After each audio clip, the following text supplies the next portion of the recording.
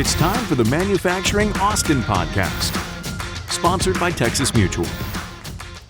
Welcome. My name is Ed Latson, and this is the Manufacturing Austin podcast, sponsored by Texas Mutual. Today, our guest is Russell Aldridge, founder and CEO of SISU Robotics. They've been getting a lot of recognition for their easy to use and easy to program robots. I've been looking forward to this conversation, and Russell, it's great to have you. Let's go to the beginning. Why start a robotics company?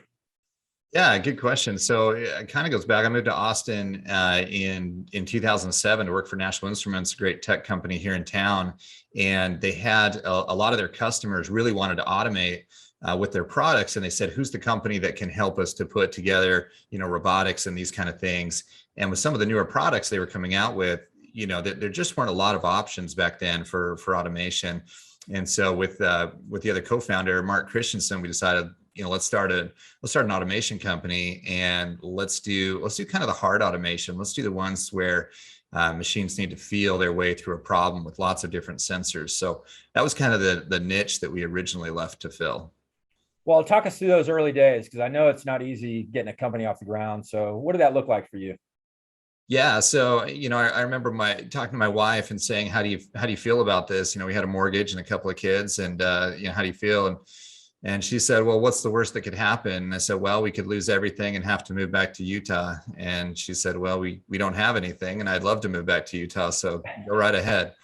And so we did that. We started the company, worked out of the garage. My garage was the manufacturing division. Mark's garage was where we do all of our design.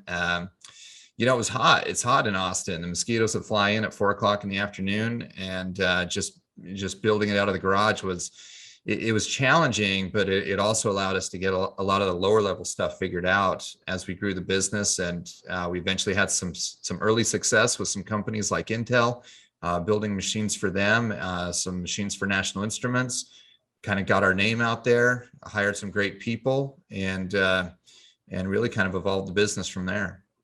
So how do you feel like your work at National Instruments informed, your early days at SISU? Yeah, it was critical. I went to a professor when I was at school at Brigham Young University in Utah and said, I want to start a business.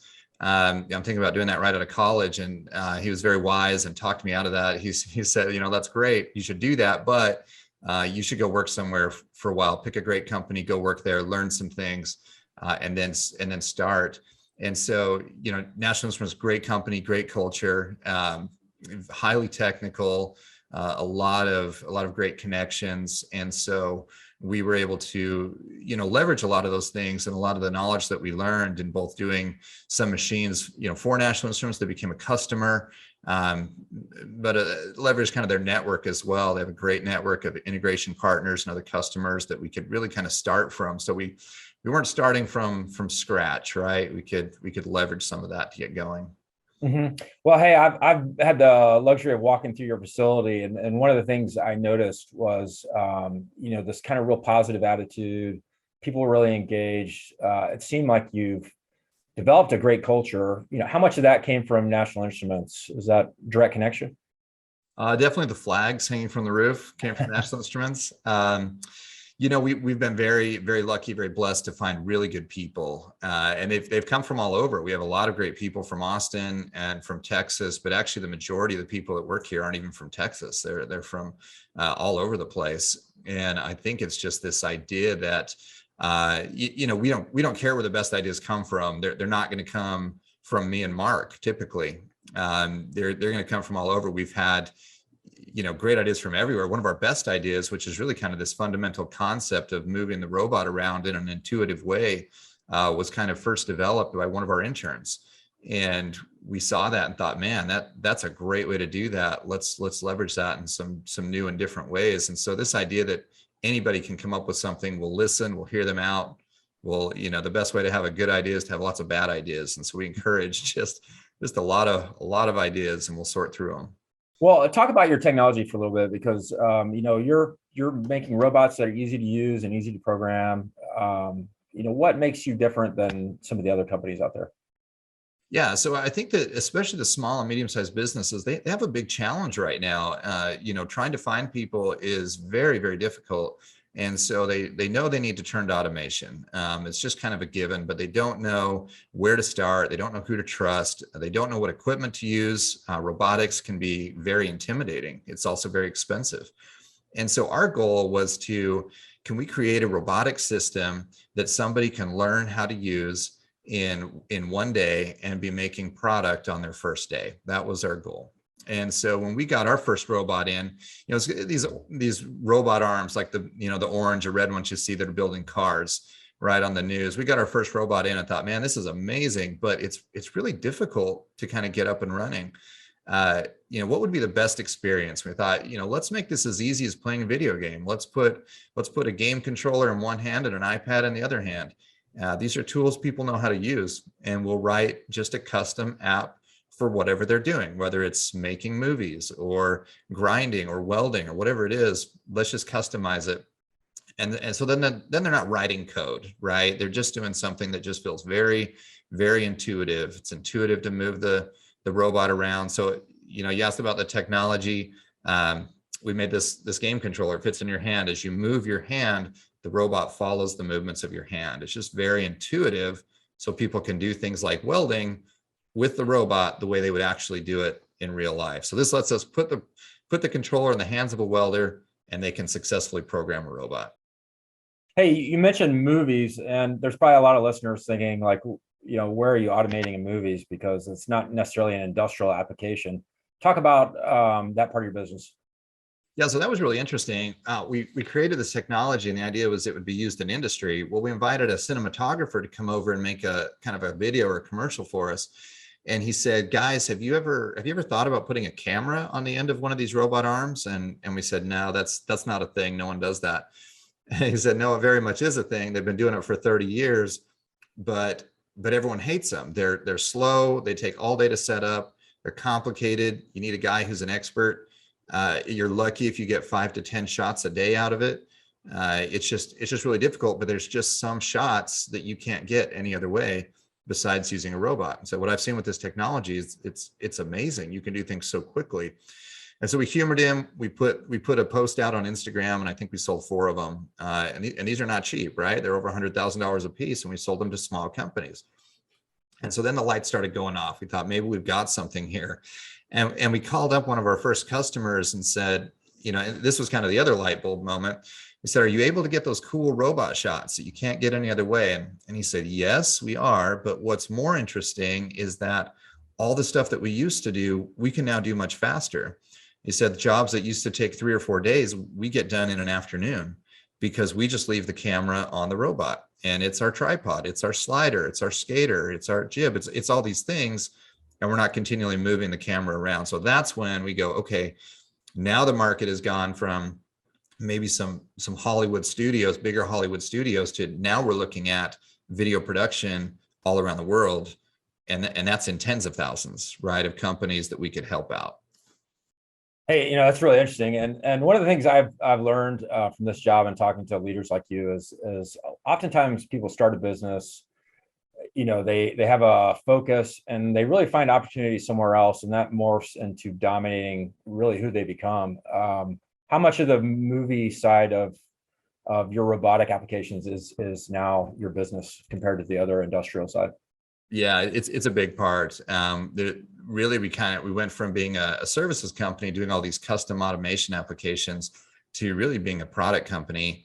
And so we've really only kept one of the projects that we had before them, which is also a product development opportunity for us. And so that one is making a robot that sharpens knives, which we can talk more about later. But so we're doing the knives, and we're doing the cinema robotics, and that's really kind of those are the 2 main focuses right now. Well, how much of the challenge there is really getting maybe traditional cinematographers or people in that industry to recognize how easy they can use maybe your applications? I would think that there might be some barriers there. Yeah, for sure. So on the knife side, for example, you show up to one of these food production houses and you say, I have a robot that sharpens knives. Okay, great. If it works, I'll buy it. They know they need it, right? But you're right, with the cinematographers, they've been doing these things a certain way. You show up with a robot and their initial response is, that's big Hollywood stuff. That's not me. That doesn't help me grow my business. But then we tell this story of these customers that we've had that have bought the robot and how they're able to turn still photography customers into video customers. They're able to get things much more quickly put out and be able to do more work than they could do before. They're able to produce Hollywood type effects for a video production type budget.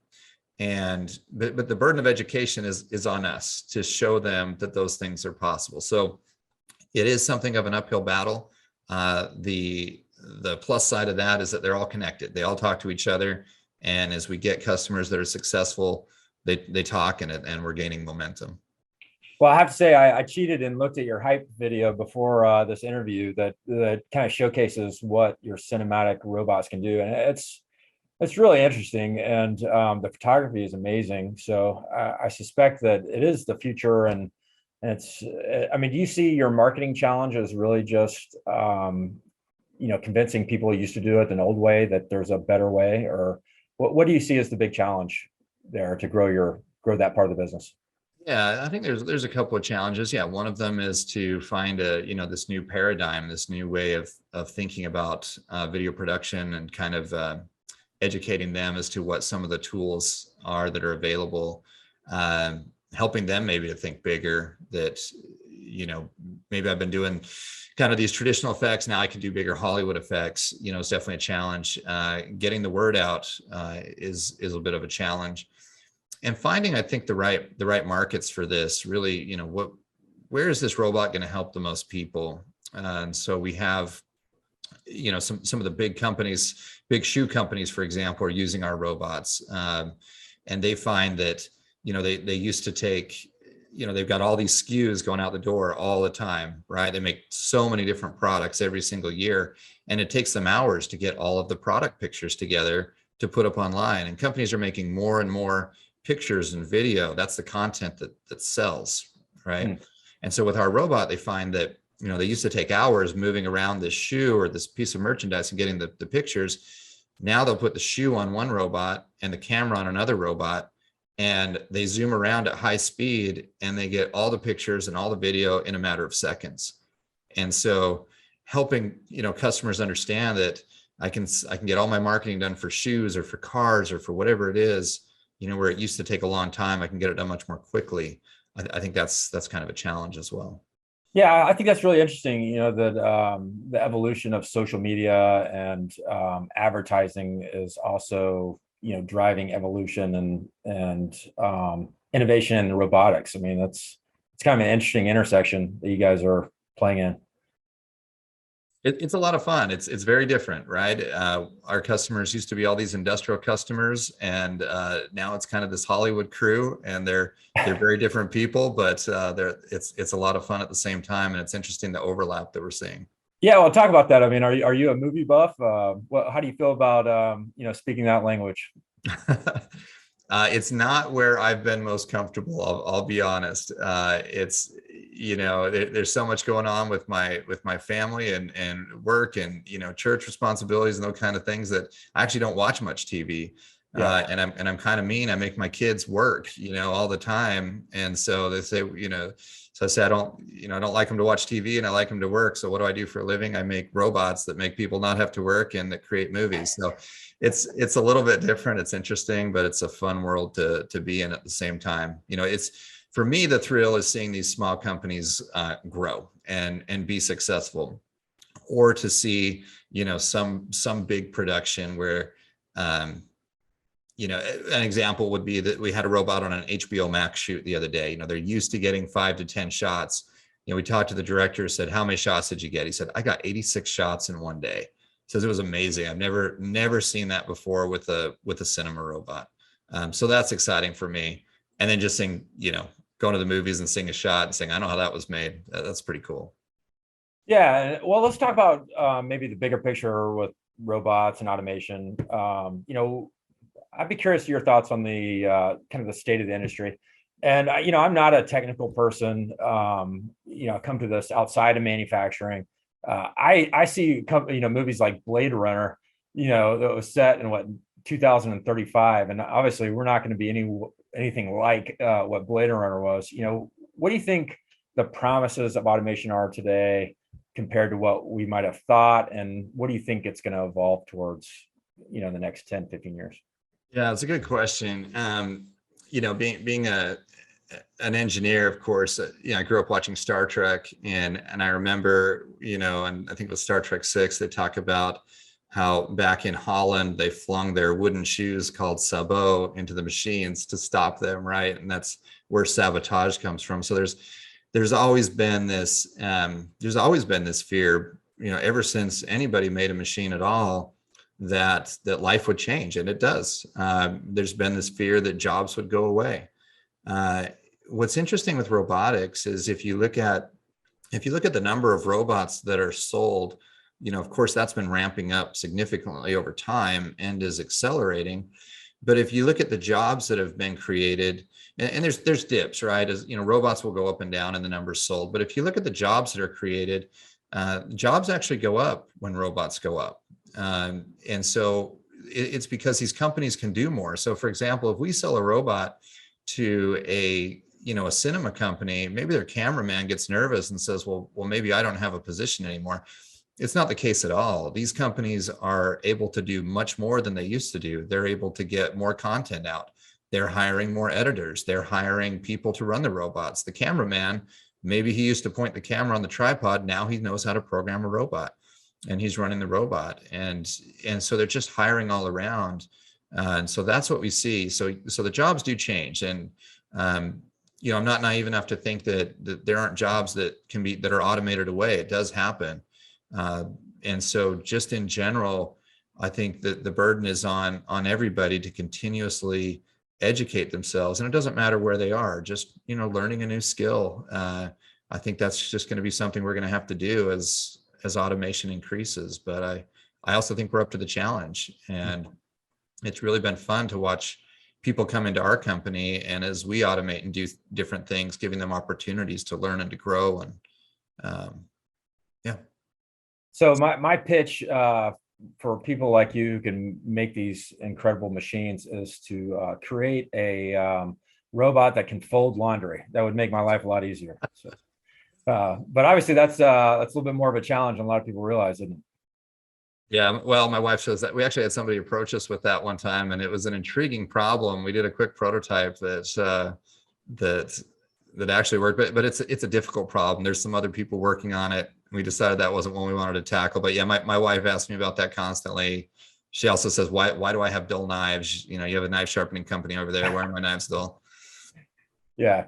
Well, hey, look, as you run your business, what are you paying attention to in your business and also in the market abroad? Like, what are the things that you're really locked in on? Yeah, so I think it's stuff that most everybody's looking at right now from a short-term perspective, which is supply chain. It's difficult for us to get parts, just like everybody else right now. And we're having to, we have shipments that are delayed. We have customers that are patient, but it's hard for them. Finding people is especially difficult, and more so on the assembly side, the manufacturing side. As we grow, we're making more cinema robots, we're making knife sharpening robots, and finding people that to put those together, I think is very challenging. I think longer term, things are changing so quickly with technology that it's the burden's on us to constantly be reading and watching and educating ourselves to know, how do we need to shift, and what should we be creating next, and how are people engaging with robots? How are they using them? And we're just learning more about that over time. So I think just being responsive to the market is going to be an important challenge. Mm-hmm. Well, hey, look, you're in Pflugerville. You have this terrific facility, and I'm a big fan of the folks at Pflugerville PCDC, Amy Madison and her crew. Yeah. But Central Texas has grown like crazy. There's incredible opportunity here. I think it's one of the best places to be really in the world as far as growing and developing business. But it is putting some strain on business owners and some of the infrastructure. What's your take on just the growth in Central Texas in the past couple of years? Yeah, I would agree. There's opportunities. There's also some challenges. So we built this. We bought this facility. It was a machine shop, and then we added on to it about 4 years ago to triple the size of it. And we're about ready to grow out of it. We're looking for space right now, and it's just interesting. We'll go visit a spot, and we'll like it. The next week, it's bought up, right? And so finding the right kind of space is challenging. We're having to build those farther and farther out. And so as we go farther out, is it still in a location that our employees can conveniently get to work? I think is a little bit difficult. Of course, the costs are going up for everything, especially, land values around Austin, the Austin area. Things have gone way up. And so prices have to increase, and helping explain that to customers, who are already paying a lot more for a lot of other things too, can be difficult. So I think we're navigating all those things. But overall, you're right. Central Texas is right in the middle of things. All these great companies that are moving here. There's a lot of opportunity coming. Mm-hmm. Well, hey, Russell, I've really enjoyed this conversation. Just to end it, I'd really be curious, what's next for you and what's next for SISU? Yeah, so the next one on our horizon is actually a grinding robot. Something that we can, they got these great folks that are in the trenches, grinding steel, sanding things. It's dirty work. It can be monotonous, but there's also a skill to it that these folks have that they developed that they're very good at. And so being able to create a robot where somebody who knows how to grind something can come in and just in a few minutes program it to do what they were already working on and kind of multiply their efforts. That's what we're doing. So we have a prototype going at a local company here that's early indications are it's very successful. They've got some guys who came up to speed on it again in just about a day. So we want to roll that out here in 2022, get that productized. And then looking for the next thing. We've got a few ideas on that. So that's what's next. Russell, thank you for your time, man. I really appreciate the conversation. Thank you. I appreciate all you do with Dharma and everything else that you guys do. Thanks for having me on. This is the Manufacturing Austin podcast. We'll see you next time.